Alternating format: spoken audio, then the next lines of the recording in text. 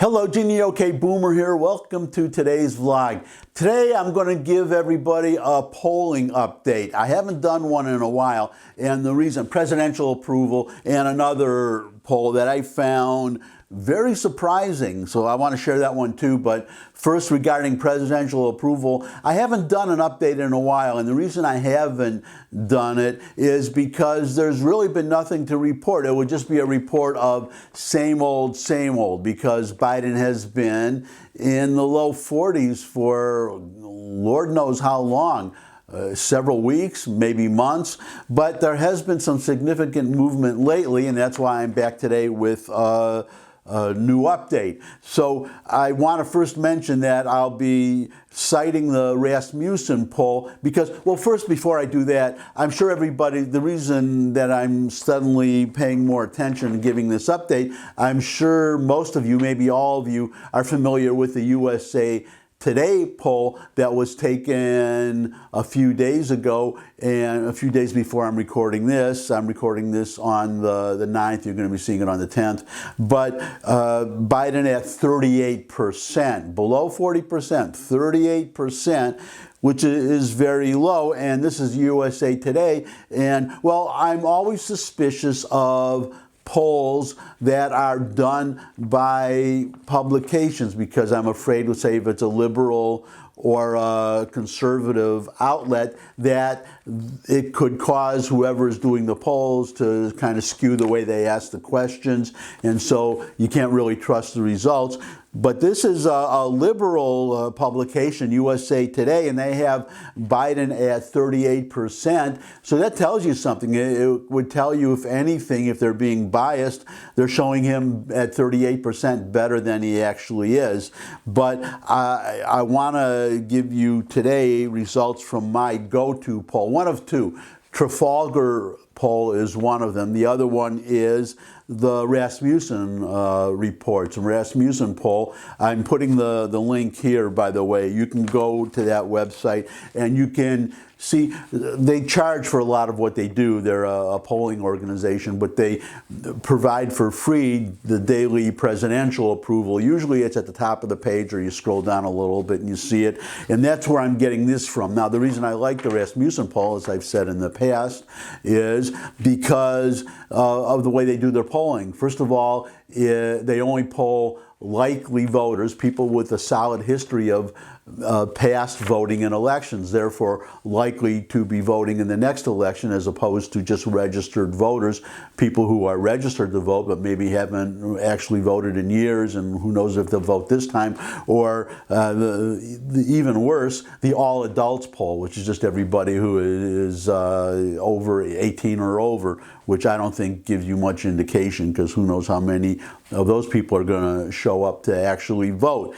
But also, let me give you my caveat before I forget. I'm a conservative. Always keep that in mind when you evaluate whatever I say, because I'm going to talk about good news and bad news in a moment. And when I say good news, it could mean good news for me too, but it's probably not going to be good news if you're a liberal. But still, you shouldn't bury your head in the sand, as these progressives have been doing, ignoring the recent Virginia gubernatorial election that Youngkin won, that the Republican won handily, and New Jersey, very liberal or very Democratic New Jersey, where the Republican almost won. I believe New Jersey, that the Republican the Democratic registration is 1 million more Democrats registered than Republicans, which throwing another aside here, because for the first time in Florida, Republicans, registered Republicans, this happened only a few days ago, registered Republicans now outnumber registered Democrats in Florida, which is I guess a good news point for if you're a conservative, because there was concern about all these people running away from New York, as I did, and I lived in New York 40 years, moved to Tennessee, and moving to these fleeing the blue states, moving to the red states, and possibly bringing their politics with them and voting, for Democrats in their new states and turning them blue and making them as bad as the states they fled. But apparently, at least in Florida, that's not happening. But one more point about the Rasmussen poll before I give you the results, which is that they also use a mechanical voice. So the person asking, well, did I say they use a 3-day average? They average the results over 3 days. So you don't get all these fluctuations that you could see in a poll taken every day. So that makes a big difference. Does everybody know what a moving average is? If not, I don't want to make this too long. I'll explain it another time. Put it in the comments if you want to know. Anyways, the final thing they do is they use a robot voice to ask the question, so you can't be influenced by a human questioner, the inflection in a human being's voice, and then you answer the questions. You reply by punching buttons on your on your cell phone or your regular phone. Everybody's got push button phone these days, I assume. So with that, the introduction, here are the results. Now, I gave you the 38% from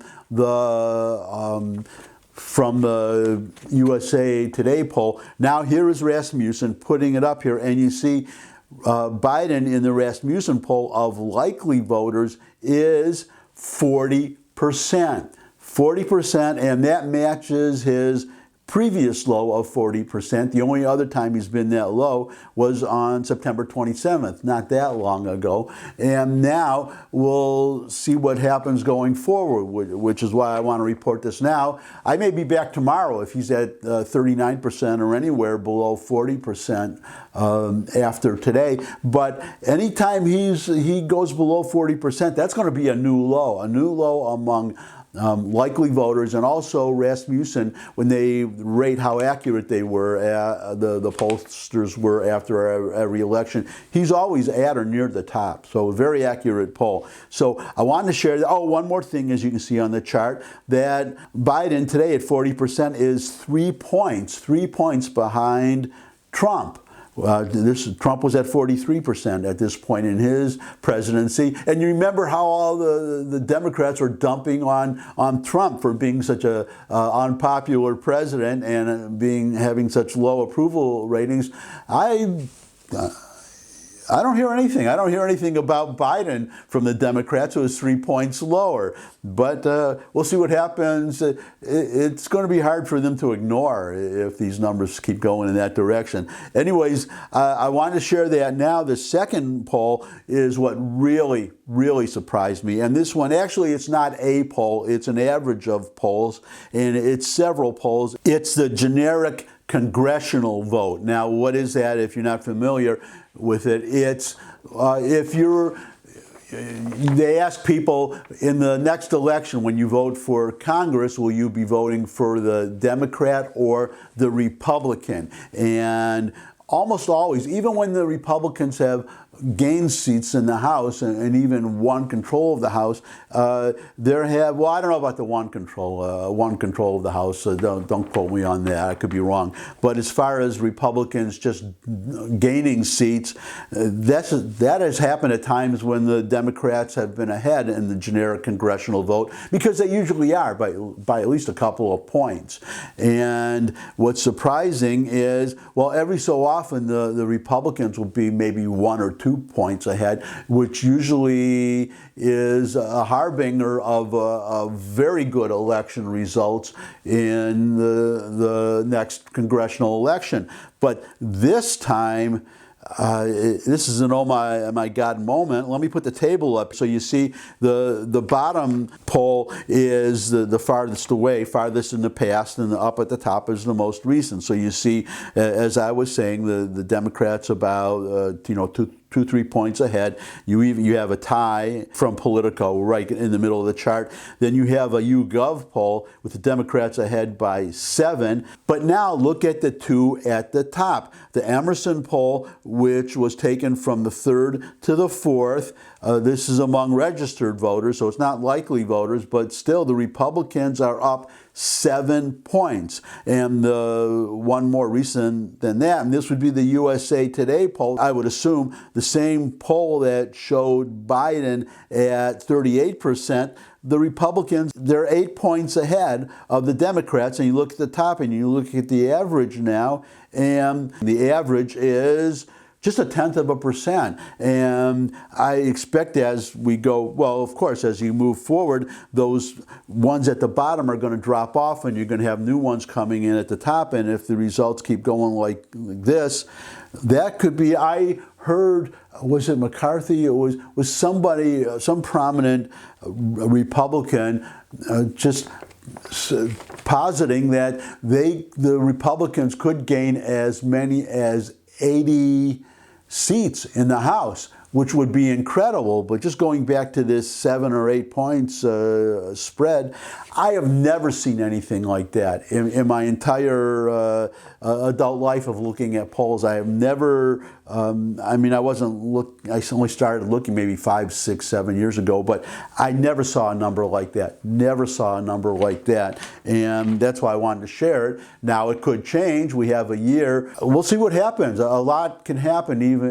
in a year in politics, even in such a short time. But well, for now, well, of course, I'll keep you updated on whatever happens. If it's significant one way or the other, I don't hide bad news. So if it's good news or bad news for a conservative, then, or good news for a liberal, you can be sure I'll share it. And that's it for today. As always, I appreciate the time that you spend with me. If you have any comments, questions, suggestions for future topics, you can put them in the comment section below the video. You can share this video with anybody you think would like it and possibly subscribe. That was going to be my next suggestion.